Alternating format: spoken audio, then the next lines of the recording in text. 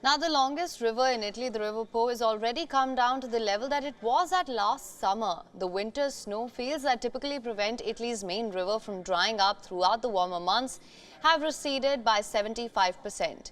People heavily dependent on the river have had to course correct here. Navigation on the Po will soon become impossible if abundant rainfall does not arrive soon. The 652-kilometer river, which runs from northwestern city of Turin to Venice on the eastern coast, traverses Italy's most densely populated, highly industrialized and mostly intensively farmed part of the country, known as the Italian Food Valley. It is home to fishers and boats, feeds farmland, powers turbines and quenches local populations across its banks and the delta. The water also maintains tourism with world-renowned lakes every year by millions of international tourists who love to enjoy fresh, clear waters, art and good food in this region. Those who rely on it have often conflicting priorities and are having to scramble for alternatives.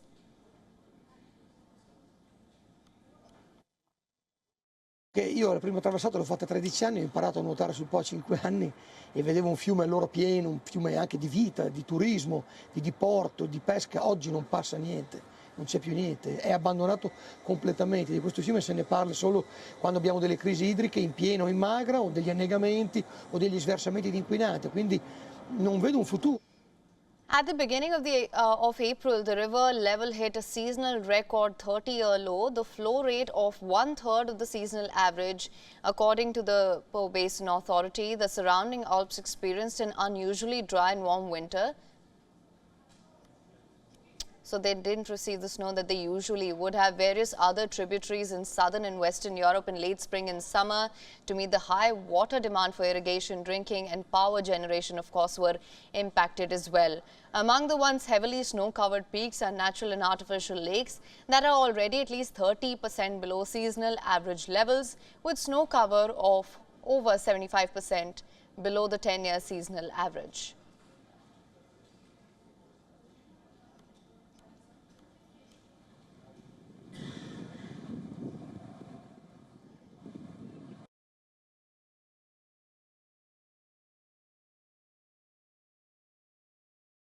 La portata che oggi abbiamo a Ponte Lago Scuro l'avevamo l'anno scorso in giugno, quindi siamo abbondanti.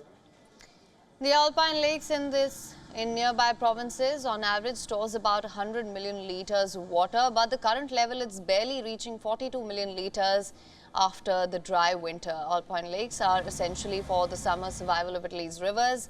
Human-caused climate change is partially responsible. Warmer temperatures melt snow and more water is evaporating into the air. It can make the droughts last longer, more intense and become more frequent. The Italian government hasn't yet appointed an official to mediate between the downstream and upstream regions and between citizens who can pay for drinking water, agriculture, hydroelectricity and tourism if rain doesn't come soon.